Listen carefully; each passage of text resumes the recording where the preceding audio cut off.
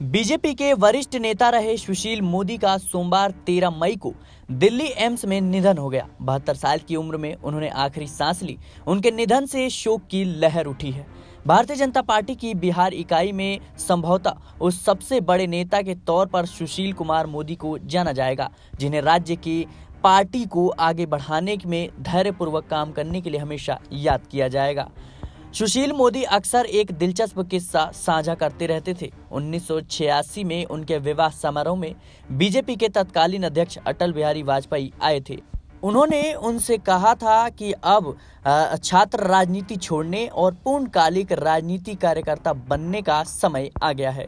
दरअसल बिहार की एक वैश्य परिवार में जन्मे सुशील मोदी पटना विश्वविद्यालय में बीएससी की पढ़ाई के दौरान छात्र राजनीति में शामिल हो गए और उन्होंने प्रसिद्ध समाजवादी नेता जयप्रकाश नारायण के नेतृत्व में 1974 के बिहार आंदोलन में महत्वपूर्ण भूमिका निभाई। इस दौरान वह भावी सहयोगी नीतीश कुमार और अपने विरोधी लालू प्रसाद यादव के संपर्क में भी आए। सुशील कुमार मोदी बिहार में राष्ट्रीय स्वयं सेवक संघ यानी आरएसएस की छात्र शाखा अखिल भारतीय विद्यार्थी परिषद के प्रमुख नेताओं में से एक बन गए और अक्सर राजनीति में अपने प्रवेश का श्रेय दिवंगत अटल बिहारी वाजपेयी को देते हैं। बता दें कि उन्होंने 1990 में पटना मध्य विधानसभा सीट से अपनी चुनावी यात्रा की शुरुआत की और शहर के पुराने निवासी उन्हें एक विनम्र व्यक्ति के रूप में याद करते हैं जो स्कूटर पर चलते थे। सुशील मोदी उन याचिकाकर्ताओं में से एक होने पर गर्व करते हैं जिस पर पटना उच्च न्यायालय ने बहुचर्चित चारा घोटाले की जांच सीबीआई द्वारा किए जाने के आदेश दिए थे। इसके कारण बाद में 1997 में लालू को मुख्यमंत्री पद छोड़ने के लिए मजबूर कर दिया गया था।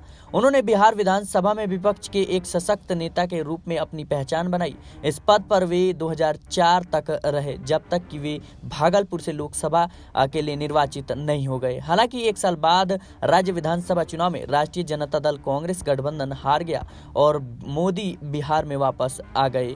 बता दें कि सुशील मोदी को जनता दल यूनाइटेड के नेता और नीतीश कुमार का भी करीबी माना जाता है। उन्होंने मुख्यमंत्री नीतीश कुमार के नेतृत्व में लंबे समय तक राज्य के उप मुख्यमंत्री के रूप में कार्य किया। इस महत्वपूर्ण अवधि के दौरान पार्टी ने उन्हें प्रदेश अध्यक्ष का पद भी सौंपा और मोदी ने दोनों जिम्मेदारियों को कुशलतापूर्वक निभाया।